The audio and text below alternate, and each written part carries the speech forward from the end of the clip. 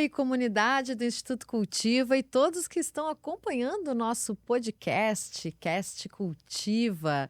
Hoje a gente está inaugurando, estreando aqui nessa versão podcast em estúdio com um podcast super especial aqui, uma gravação super especial, quase que eu falo live, pelo costume que a gente tem aqui com vocês através de live. E hoje a gente vai estrear, então, a nossa presença no estúdio. Estamos aqui no Rio Grande do Norte, acompanhando um evento do Instituto Cultiva e aproveitando para fazer um encontro maravilhoso entre mulheres da política aqui do Rio Grande do Norte. E eu vou conversar agora com a Isolda Dantas, ela que é deputada estadual, ela já foi vereadora pelo Partido dos Trabalhadores, atuou no Ministério do Desenvolvimento Agrário nos governos do Lula e da Dilma, é socióloga de formação, enfim, uma super militante, uma super companheira, eu posso chamá-la assim, e é um prazer te receber aqui, Isolda. Muito obrigada. Nossa, o prazer é todo nosso. Que bom estar aqui com essa conversa, falando sobre mulheres, sobre feminismo, sobre política, que eu acho que são 3 coisas que têm tudo a ver, né? Então, a gente que agradece aqui o convite para fazer essa conversa aqui no Rio Grande do Norte, né? O Sul com o Norte se encontrando nas lutas. Isso é muito, muito, muito, muito bom. Muito bom mesmo, estou me sentindo em casa aqui, viu? Mas claro, assim, Fui super bem recebida. Sinta-se em casa. Ai, que maravilha. Isolda, eu quero começar a nossa conversa já perguntando um pouco sobre a tua trajetória na política. Quando é que tu começou a te movimentar? Por que que tu acabou na política? Conta pra gente. Olha, nossa, assim, eu comecei muito, muito, muito jovem, né? Muito jovem. Eu comecei no movimento estudantil, secundarista. Na verdade, eu comecei na igreja, para ser fiel à história. Tinha um padre que, na minha igreja, eu sou da igreja católica. Hoje não sou mais, assim, sou menos praticante do que deveria. E aí o padre fazia todo um debate com a juventude da igreja. Isso no início meados da década de 80, né? E foi logo quando surgiu o Partido dos Trabalhadores, e o Partido dos Trabalhadores surgiu na década de 80, e mais ou menos no meados disso, as igrejas tinham uma participação muito grande. Então, mas na verdade, para ser efetiva, eu comecei no movimento estudantil secundarista, depois eu fui presidenta do DCE, da Universidade Estadual do Rio Grande do Norte, e depois eu me encontrei com o feminismo nessa história toda, trabalhei muitos anos, né, com mulheres rurais, né, e aí depois veio o processo de construção da Marcha Mundial das Mulheres. E fruto disso eu fui cumprir uma tarefa em Brasília, com mulheres rurais também no Ministério do Desenvolvimento Agrário. Depois eu voltei para ser vereadora. Eu fui vereadora em Mossoró por 2 anos. E no meio do mandato, fui candidata a deputada estadual. E aí eu fui eleita, então deixei o mandato de vereadora. E fui eleita a mais votada da coligação da governadora. Depois a gente vai contando as coisas engraçadas da campanha. E agora nós já estamos no 2º mandato, né? E a gente sempre, nessa trajetória de vida, a gente sempre teve o feminismo como farol desse processo todo eu dizia muito na Câmara de Vereadores, que é um lugar assim, eu digo que a política é mais cotidiana, e eu dizia que eu vi o mundo, a cidade pela lente lilás. Os vereadores ficavam muito incomodados com isso. Mas assim, e lá se vão 50 anos.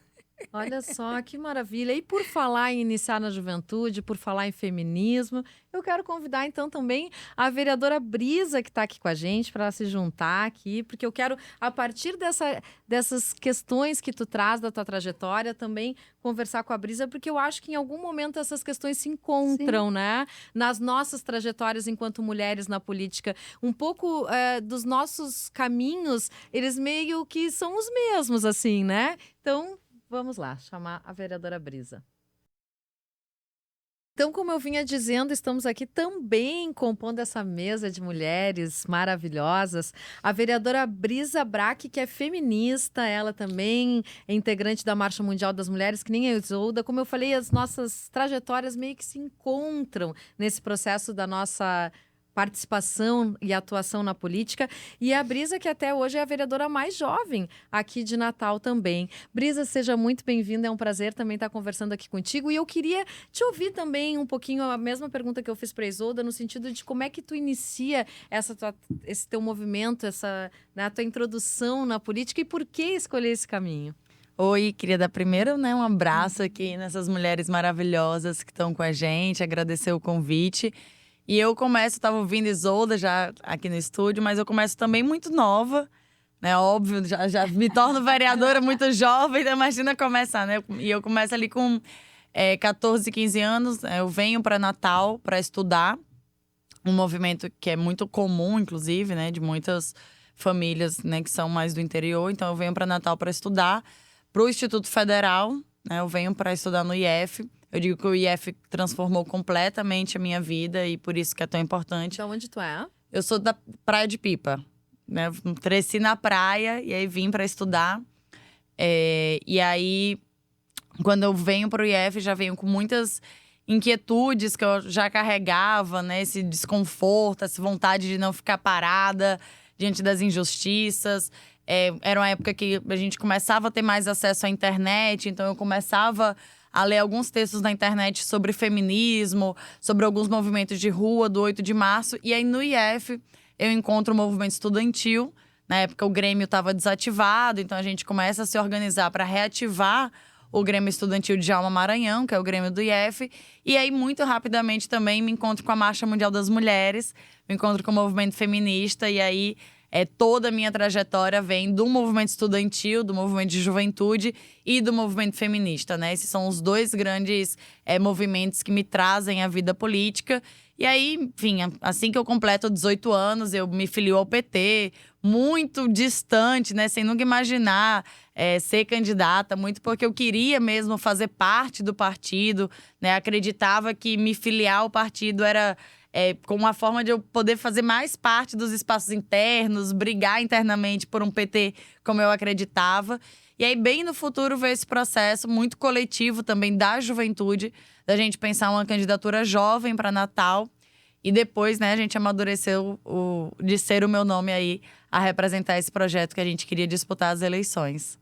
Isso que a Brisa fala, né, de como ela, além de entrar na política, como vai ser candidata. Como foi isso contigo, Isolda? Como surgiu esse processo de ser candidata? Porque uma coisa é a gente estar atuando nos movimentos, né, nos debates. Outra coisa é se colocar nesse processo de concorrer à eleição, de ser candidata, onde a gente sabe muitas vezes também das dificuldades ainda dos partidos, apesar do PT ter avançado muito nessa questão, em especial pela organização das mulheres do PT, mas a gente sabe ainda da dificuldade das mulheres ocuparem esses espaços de candidata, acessar fundo, né? Muitas vezes as mulheres entram para cumprir somente cotas, né? Eu queria te ouvir um pouquinho também como é que tu entra nisso, e depois a Brisa podia até também falar um pouco mais sobre como foi isso para vocês. Na verdade, eu acho que é importante a gente pensar um pouco de que essa dificuldade das mulheres na política é porque a sociedade como inteira, ela não é pensada para as mulheres, ela é pensada a partir dos homens, e o que a gente chama de uma sociedade androcêntrica. Então, você pensa, a cidade é pensada para os homens, as rotas, né, dos ônibus é pensada a partir dos homens, o parlamento é pensado a partir dos homens, tudo é pensado a partir dos homens. E a política, principalmente, que é um espaço de definição de poder, esse é que é exclusivamente pensada para os homens. E o feminismo e o feminismo dentro do PT, ele vem tentando desconstruir essa ideia. Então, eu e Brisa fazemos parte da mesma corrente política no PT, então a gente se cruzou, eu antes que ela, depois ela se cruza, né, na Marcha Mundial, se cruza dentro do PT num processo todo. E a gente sempre, no PT, sempre foi um processo das mulheres entrarem na política como uma definição partidária, como a construção de um projeto político de partido e um projeto político de sociedade. Porque, imagina, nós acreditamos num projeto que não é possível pensar uma sociedade que não seja feminista. E pensar uma sociedade feminista não significa que os homens não façam parte disso, muito pelo contrário. Os homens farão parte disso, mas dessa sociedade onde nós, mulheres, seremos protagonistas, onde nós definiremos sobre os nossos corpos, onde nós definiremos se queremos ser mãe ou não. As definições sobre nossas vidas serão nossas, por isso ela será feminista, esse é o sonho que a gente tem. Nessa perspectiva, eu nunca pensava que ia ser candidata. Imagina, eu estou na vida política há 13 anos. Desculpa, desde os 13 anos. Então, assim, todos os momentos da política, de ser militante, de carregar bandeira, carregar cadeira, vender jornal, vender o jornal em tempo, né? Então, a gente não tinha dinheiro para pagar a cota, né, militante, então você tinha que vender 3 jornais. Então, vendia 3 jornais, você estava com a cota financeiramente quitada, né, na organização política. E aí, bom, depois de muito tempo, como eu falei, eu trabalhei muitos anos com mulheres rurais, fui para Brasília, voltei. Quando voltei, o nosso grupo sempre dizia, não, sempre o homem era que estava mais, né, naquela ideia de, não, é porque é mais viável, porque é mais possível. E aí, eu fazia parte do Centro Feminista 8 de Março, que é uma organização não governamental que na Baixa Mundial das Mulheres. Então, vamos ter uma mulher candidata. E eu já era secretária da Cultura de Mossoró, e vai ser você. E eu falei, caraca, e agora, né? Mas, bom, mas já era uma coisa que a gente... que se fazia necessário. Então, eu confesso que eu fui candidata a vereadora, eu não achava que ia ganhar. Era assim, era uma campanha, não, vamos se... Eu já tinha sido candidata em 98, mas assim, tipo de brincadeira? Sim. Brincadeira não, assim, era... tá. Claro, vamos, né? Precisa ter e tal. Isso. Então, eu digo que essa não vale na história. Mas vale, porque faz parte da história. né? Mas eu lembro, vou contar um episódio, eu era muito jovenzinha, e ia dizer assim, não, você vai ser candidata, mas só que você não vai poder usar essa sainha curta que você usa. Eu falei, então vou não. Eu não vou deixar. Bom, as coisas brincadeiras da campanha. Mas o fato é que, em 2016, o nosso grupo definiu que eu seria a candidata a vereadora, né, lá em Mossoró. E, bom, as chances eram mínimas, porque tinha um candidato a vice-prefeito, tinha um candidato a vereador que já tinha batido na trave na outra eleição, então, mas bom, vamos. E aí a campanha começou a ganhar um jeito muito bonito, né? Nós fizemos vários encontros, e aí, bom, foi no meio da campanha, eu falei, eita, esse negócio vai dar certo. E aí, bom, eu fui candidata, fui a única eleita do PT, fizemos um mandato muito forte. Também, quando foi para ser candidata a deputada, eu não queria ser, porque eu achava que eu deveria terminar o mandato de vereadora de verdade. Assim, resisti muito, eu achava que eu tinha um compromisso com a cidade, e eu gostava muito de ser vereadora, muito mesmo, acho assim, de uma ação política real na vida das pessoas. Porque ser deputada é muito bom, mas você fica distante, né? Do cotidiano das pessoas. Mas ser vereadora, não. Eu achava bom porque era aquilo muito perto, o debate e tal e tal. E aí, também, quando eu fui candidata, achava que não ganhava. As pesquisas não davam a gente como eleita de jeito nenhum para deputada estadual. Nunca aparecia em pesquisa. E aí, quando abriu as urnas, nós fomos a mais votada, né, da coligação. Foi, de fato, para todo mundo uma grande surpresa. Mas no meio da campanha, a gente sentia que a campanha tinha crescido muito e que ia dar certo. Na renovação do mandato, também, todo mundo dizia, não, Isolda foi um acaso, né? Um termo que a gente usa aqui foi um bambo, né? Sim. Não é possível que tenha sido um bambo, né? Negócio tanto tempo na política. E aí, de novo, a gente foi a mais votada, né? Da federação. Mas, assim, porque eu acho que para as mulheres... é um processo de construção, né, para chegar a ser candidata. Não é assim, não é um homem que um belo dia diz, não, eu vou ser candidata e a partir daí eu passo a construir isso. Não, a gente vai num processo e a gente vai se transformando liderança, vai se transformando porta-voz, e que eu acho que é assim que tem que ser, né? Você não se fabrica candidatura de uma hora para outra. Eu acho que o feminismo faz isso, a gente vai aos poucos se consolidando, aos poucos, né, virando referência e natural acaba sendo o nome como protagonista disso. Mas não é fácil, né? Tem muito percalço aí pelo meio da conversa. Eu queria te ouvir também quais foram as dificuldades que tu encontrou em ser candidata e também, assim, se ser candidata já o bicho pega ou se a gente sente mesmo o que é ser uma mulher na política quando ocupa esse espaço de voz, quando tá que nem diz a Isolda, quando tá vendo lá na Câmara de Vereadores, lá na Assembleia, né, com a lente lilás, lá enfrentando aquele espaço que é majoritariamente de homens brancos, né? Pra ti, Brisa, qual foi a sensação? Onde é que tu viu assim, não, poxa, agora eu tô vendo o que é ser uma mulher aqui nesse espaço? Acho que ser candidata já é um desafio muito grande, porque a gente coloca o nosso nome à disposição, né? E ainda mais para as mulheres, isso tem um peso muito grande, né? Isolda estava falando disso de 98, mas quando as mulheres se tornam candidatas, eu falo muito isso, né? A política é tão machista que a vida privada das mulheres é muito colocada em xeque nas disputas políticas, de uma forma que não acontece com os homens.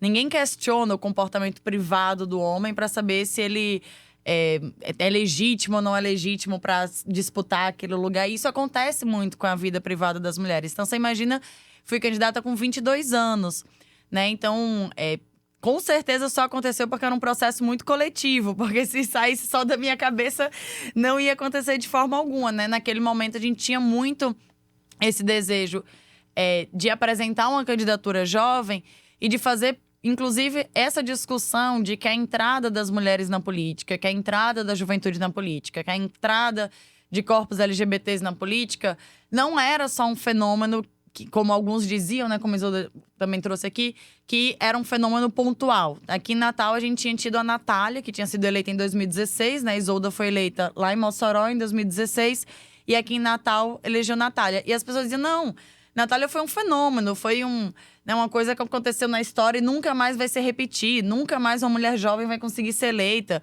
E aí, né, depois Isolda, que eu ouvia muito isso, virou deputada. E as pessoas, não, mas foi um acaso, foi uma sorte, foi porque nesse ano não tinha outras mulheres candidatas. E aí, por isso que ela conseguiu. Então, aquilo nos incomodava muito, né? Porque sempre parece que nós somos um fenômeno passageiro, que foi uma situação adversa que fez com que a gente conseguisse ocupar esse espaço.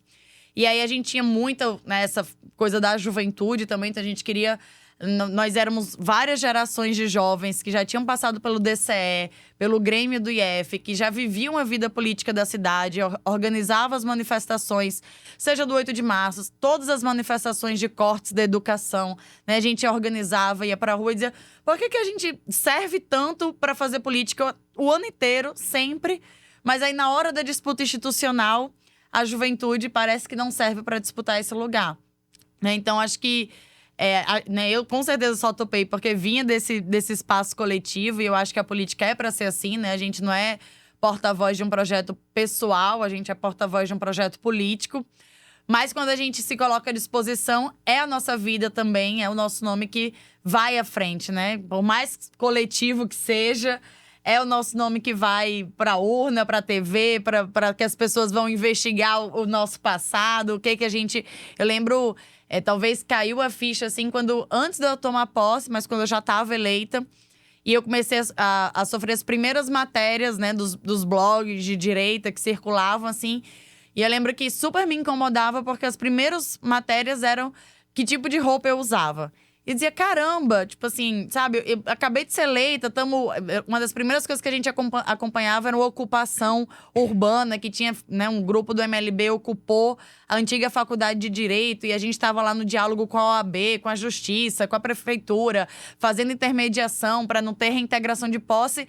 E o blogueiro tá preocupado da roupa que eu tô usando, sabe? Tipo, e aí foi batendo mesmo que era esse lugar de ser mulher na política, né? Depois, óbvio, dezenas de causos que a gente enfrenta quando a gente entra mesmo no parlamento e vai entendendo como a dinâmica daquele espaço, de fato, é uma dinâmica que não tem nada a ver com o que a gente é acostumado. Não só por nós sermos mulheres, mas também por sermos de esquerda, do movimento social.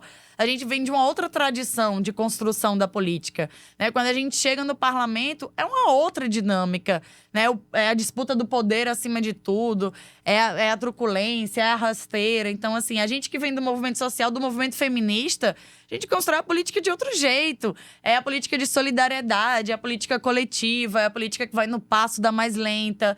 E quando você entra no parlamento, não tem nunca o passo da mais lenta. Ou você corre muito atrás para estar ligeira lá na frente, ou vão passar por cima de você. Então, eu acho que, assim, o processo foi um pouco por aí. Mas também acho que nos deparar com esses desafios faz com que a gente tenha mais certeza da necessidade de transformar esse espaço. Tem uma frase, assim, da política que eu gosto muito, né? Que fala que quando uma mulher entra na política, transforma a mulher. E quando várias mulheres entram na política, a gente transforma a política. E eu acho que não conseguimos transformar a política por completo ainda. Ela ainda é muito patriarcal. Mas eu acho que a gente vai fazendo esse processo coletivamente. Até porque vocês citaram essa questão de 2016, né? A eleição da Isolda, da Natália. E 2016 também foi o golpe contra a presidenta Dilma. E foi ali que ficou muito claro, assim, mais do que nunca, talvez, essa questão da misoginia e da violência política de gênero, né?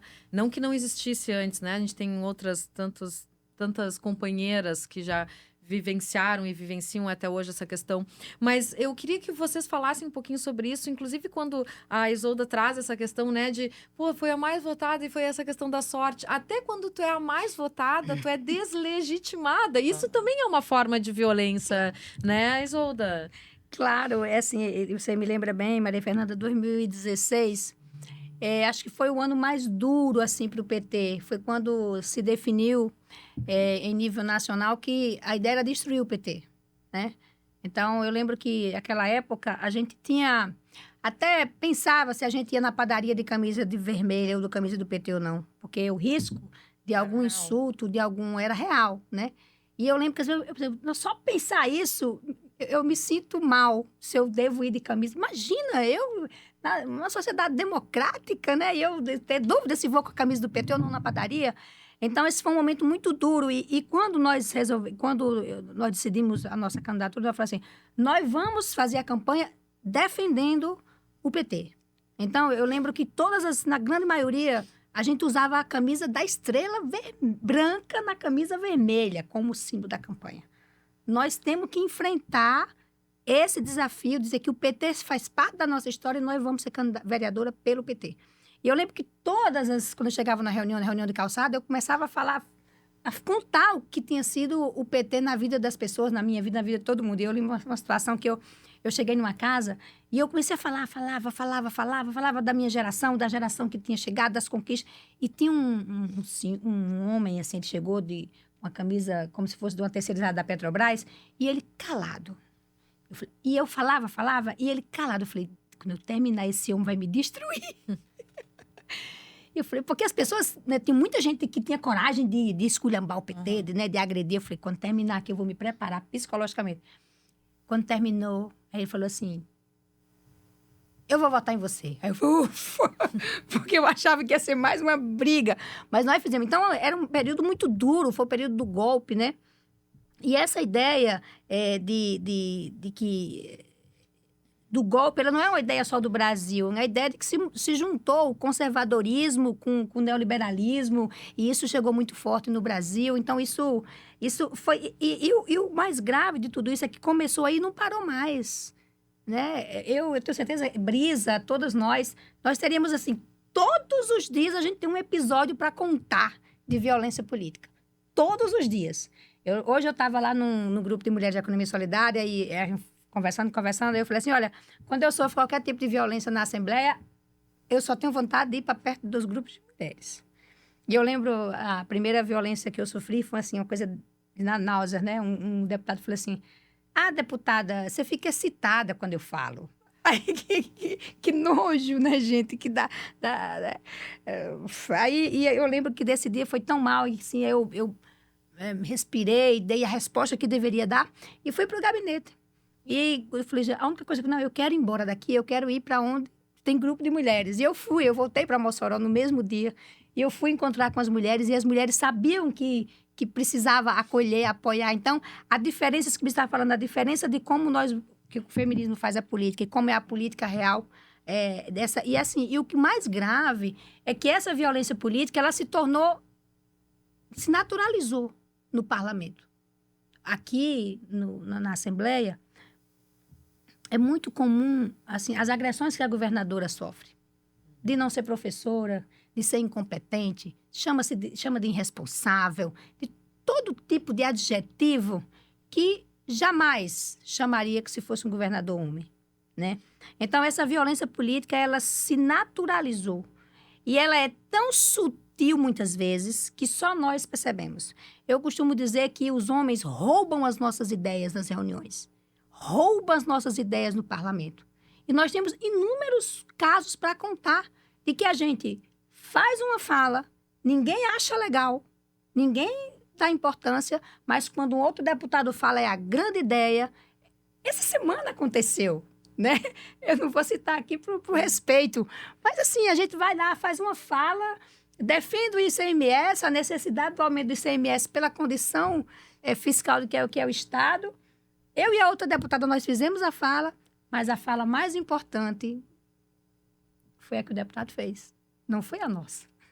Isso é corriqueiro, então isso também é violência, né? Eles roubam as nossas ideias, eu costumo dizer, na nossa cara. E ninguém percebe, ou poucas pessoas percebem isso. Então, é porque é uma política, é uma forma naturalizada e que cada vez mais ela tem ganhado respaldo na sociedade, né? Aqui, por exemplo, é tão ridículo essas coisas aqui da violência política que cada um de nós temos um apelido para a direita, né? Natália é a Patricinha Bolivariana, eu sou Isolda Estridente e Brisa é a PT Kids, né? Então, assim, cadê o apelido dos outros deputados? Ou seja, é para ridicularizar, para dizer, esse lugar que vocês estão aí não é para vocês. E como vocês são atrevidas e estão subvertendo a ordem, vocês vão sofrer a consequência de estar subvertendo a ordem. Então, de repente, a gente está lá na Assembleia e alguém tira foto. Elas hoje estão coloridas. Nós somos 5 deputadas, mas geralmente tem 3 que a gente dialoga mais. Aí a gente tá com... Aí aparece... Aí elas hoje estão coloridas. Ou seja, o que importa muitas vezes é a nossa roupa, é o timbre da minha voz, é o meu cabelo, é se eu uso colar ou não. Então, assim, é um nível da tentativa de desqualificação da nossa presença. E para a gente ser reconhecida, a gente tem que ser muito boa, muito eficiente. A gente tem que trabalhar 2 vezes mais do que os homens trabalham. Os nossos projetos têm que ser muito bons para serem reconhecidos como bons projetos. Porque, né? E as pessoas acham que isso é normal. Mas não é, né? Quando a gente vai olhar, é uma forma de nos tirar desse espaço da política. Mas acho que nós viemos para ficar, não tem jeito. Nós temos que fazer um recorte dessa história da mulher na política, já termino com isso, que não é qualquer mulher. O que transforma a política são as mulheres feministas de esquerda, né? Porque nós não queremos transformar a política para que nos devolvam para casa. Nós queremos transformar a política para que mais mulheres de esquerda e feminista ocupem esses espaços na política, para construir política do cuidado, para que fique natural uma voz aguda como a minha no parlamento, né? Então, esse é o desafio e acho que a gente... com todo o conservadorismo, né, Brisa? Mas a gente está aqui resistindo e provando. Brisa triplicou a votação dela na última eleição como candidata, né, como reeleita, né? E não é fácil. Eu tenho acompanhado jovem, negra, LGBT numa Câmara Municipal, realmente, e conseguir triplicar a votação num mundo cada vez mais conservador, tem que fazer muito esforço. E não é fenômeno. Não é fenômeno. É dizer... Nós estamos aqui para fazer política e jovens e mulheres sabem fazer. Está provado. Mas, assim, e a gente está aqui para provar todas as vezes que forem necessárias.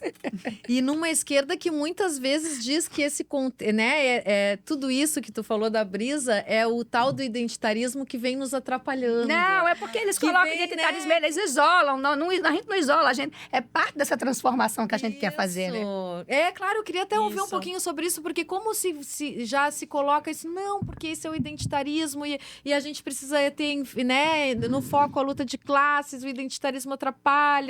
E, inclusive, essa palavra identitarismo, né, que já desconstitui toda uma outra luta, toda uma outra questão. E a Brisa aí, né, triplicando a votação, tá mostrando que é totalmente contrário. Absolutamente. Não, total. E você já falou, né, a gente não trata a nossa pauta como uma pauta identitária. Nós não estamos falando só das nossas identidades. A gente está falando, de fato, da construção social. Então, quando a gente fala das mulheres... Porque a gente está falando que tem uma sociedade que faz uma divisão sexual do trabalho, que as mulheres são responsáveis por um trabalho não remunerado, que é invisível nesse sistema do capital, justamente para, né, sustentar a sociedade, gerar mais lucro, por isso que esse trabalho não é remunerado. Então, quando a gente está falando da nossa vivência LGBT, é porque a gente está falando dessa mesma sociedade que explora os corpos LGBTs, que marginaliza parte desses corpos, como das pessoas trans, né, que quer a superexploração desses corpos nos locais de trabalho das piores remunerações. Então, quando a gente fala da questão da negritude, não é só sobre identidade, né? A gente está falando sobre as mulheres negras que sustentam suas famílias, a gente está falando sobre a escala 6x1 protagonizada, né, pela juventude negra, pelos negros e negras, e que, por isso, não tem condições dignas de viver, de cuidar da sua saúde, de se relacionar com a sua família, de ter direito ao lazer. Então, para nós, não tem luta de classe sem trazer isso, assim. Eu acho que… E a gente tem muita certeza que o caminho da esquerda é por aí, é compreender que a luta de classes, ela se constrói com o feminismo, com a luta antirracista, com a luta pela liberdade sexual e pela identidade de gênero. Então, não tem uma questão de uma disputa, né? Não tá de um lado essas pautas e do outro lado a luta de classes. A transformação social que a gente defende é uma transformação social onde isso está tudo junto e misturado. Justamente porque não é uma questão do identitarismo, né? Não é uma questão de construção somente da identidade. Mas é conseguir perceber, como a gente fala muito, que a sociedade é patriarcal, que a sociedade é racista. Que essa sociedade capitalista se utiliza, inclusive, desse patriarcado e desse racismo como um mecanismo de exploração e de sustentação da base capitalista. Então, para nós, transformar essa sociedade da superexploração do capital é também transformar, até porque a gente não quer sair só do sistema econômico e não poder mudar, transformar a vida das mulheres, da juventude, etc. Então, eu acho que isso, para nós, é muito importante. E isso se reflete, assim, na nossa atuação parlamentar. Eu lembro que quando eu fui eleita, a impressão né, era perceptível a impressão de alguns parlamentares, de alguns jornalistas, como eu só ia conseguir falar de violência contra a mulher. Ou eu só ia conseguir falar de juventude, do que eles achavam que era a temática da juventude. E aí, no primeiro ano do mandato, a gente teve um processo muito intenso, que era a revisão do plano diretor.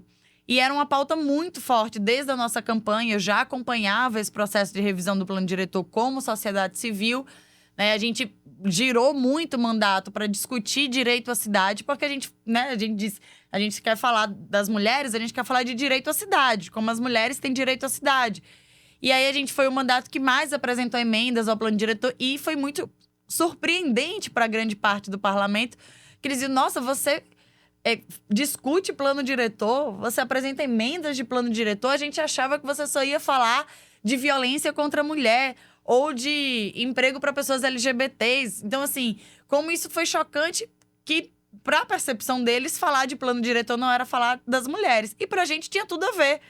Porque como que a gente vai falar da vida das mulheres numa cidade que é agressiva, né? Que a gente não se sente confortável para ir e vir, para caminhar, que a gente não tem, enfim, direito ao lazer, etc. Então, pra gente, isso era óbvio, tinha tudo a ver, assim, com a nossa pauta das mulheres. Mas surpreendia muito, né? Então, isso tá conectado. Eu lembro, né, isso que Isolda falava, assim, às vezes tem uma temática… Aqui a gente tem muita a questão da educação, a luta dos professores e tal.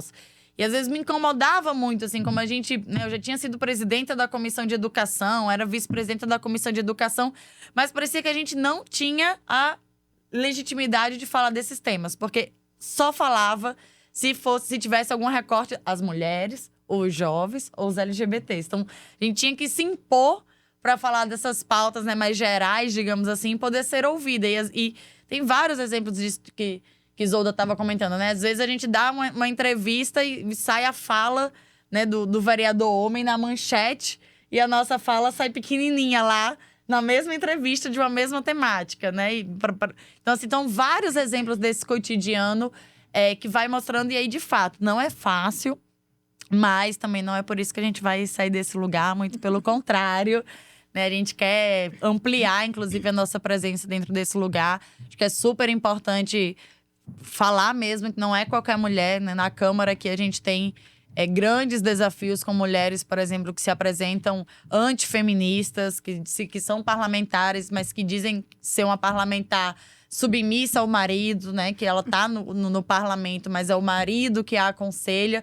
E isso não nos representa, por óbvio, né? Nós queremos mulheres que representam mulheres, que são feministas, que estão, inclusive, para reorganizar essa ordem do poder, porque a ordem ainda é muito patriarcal. A gente está quase chegando ao fim aqui da nossa conversa, e eu queria que vocês duas deixassem um recado, falassem com as mulheres que estão na linha de frente na política, que pensam um dia em ser candidata, ou que estão atuando nos rincões do Brasil, porque a gente está falando hoje, vocês duas são do interior, né? E eu também sou do interior, então é tão importante a gente conversar com essas mulheres que não estão nos centros do país, né? Que muitas vezes estão sozinhas, lá nos rincões, e que estão passando por esse turbilhão de coisas e que muitas vezes pensam em desistir ou pensam, não, realmente esse não é um lugar pra gente, né? Eu queria que a gente terminasse esse bate-papo com vocês dando assim, não, vamos por aqui, vamos por ali, vamos juntas. Olha, eu costumo dizer que cada violência que a gente sofre no parlamento, eu sempre acho que, na grande maioria, a gente precisa responder. Nem todos, porque a gente gasta muita energia. Às vezes tem coisa que não vale muito a pena. Mas eu costumo dizer muito para eles. Eu falei, olha, eu olho... Eu acho que sou muito atrevida. Eu digo, olha, isso que vocês fazem comigo é combustível para o meu feminismo. Vocês não vão nos tirar da política. Porque eu sou uma porta-voz. Atrás de mim tem um monte que virão. Então, assim, não pensem que vocês vão nos tirar da política, porque não vão. Cada coisa que vocês fazem contra qualquer mulher nos dá muita força para a gente continuar. Tem uma frase que eu gosto muito de dizer, assim, duas coisas que eu acho assim, alguém vem me perguntar, você não tem medo? Porque eu já fui ameaçada, tive que andar com segurança, não sei o quê, essas coisas. Eu falei, nós aprendemos com Margarida Alves, nós temos medo, mas a gente não usa.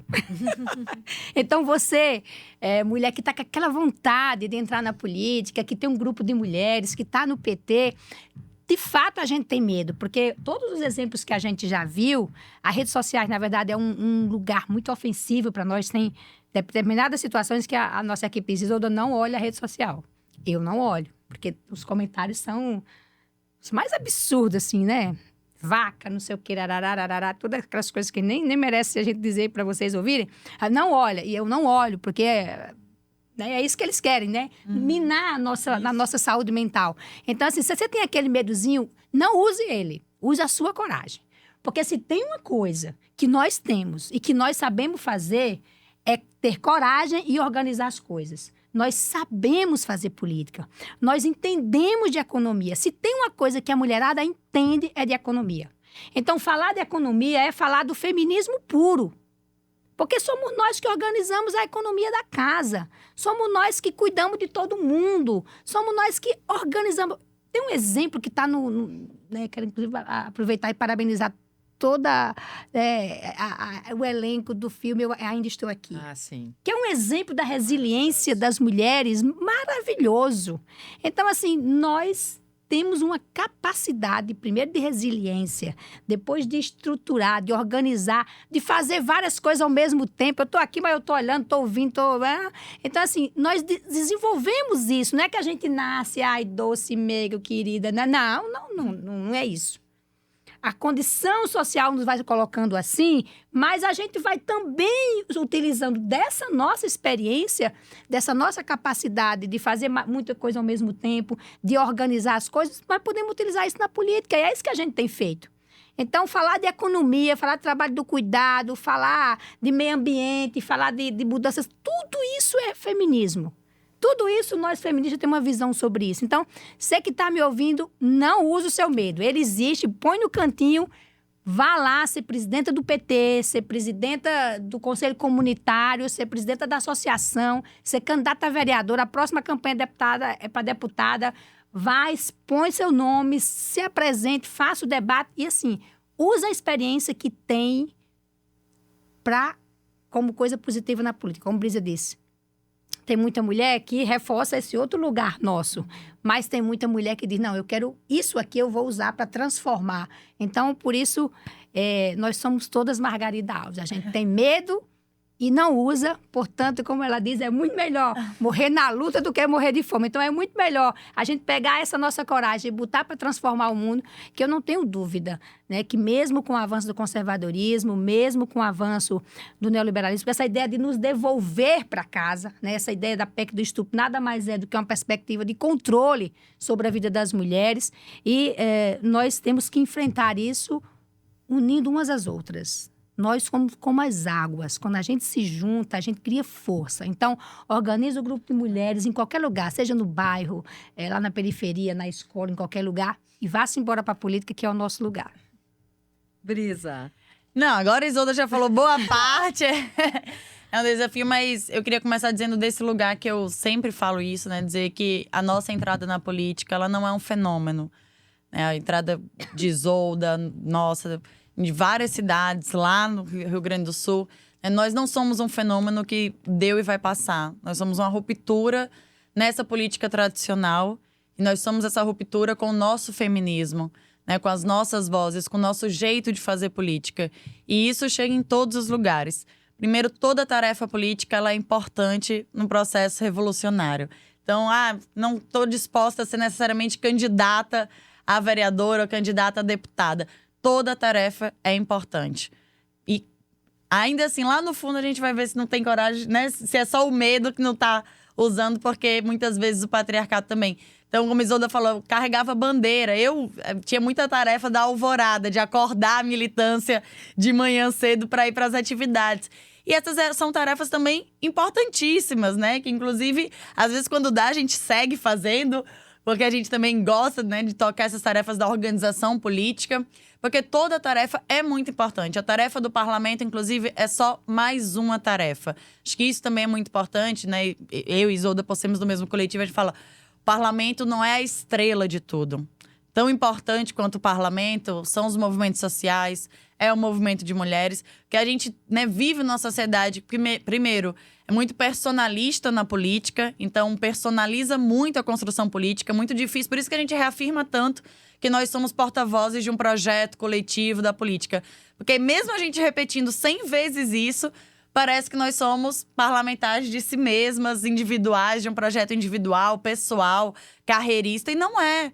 Não é. Amanhã pode ser que não sejamos nós, mas sejam outras mulheres representando esse mesmo projeto, porque nós somos um projeto coletivo, mas a sociedade coloca a política de uma forma muito personalista, né? E, por um outro lado, como os desafios são muito grandes, o meu principal conselho é: organize-se no coletivo, no grupo de mulheres, no grupo de jovens, né? Se organize em coletivo, porque não é simples a caminhada, não é fácil a caminhada, e o que nos dá força é esse coletivo. Quando a gente se depara com a situação que nos agride, quando a gente se sente, né, com medo ou com dúvida de para onde ir, é o coletivo que nos acolhe, é o coletivo que vai conseguir construir uma percepção coletiva, uma alternativa coletiva, uma estratégia de saber qual é o próximo passo a ser dado, e que isso também tira o peso de ser só sobre nós. Então, acho que o coletivo é muito importante.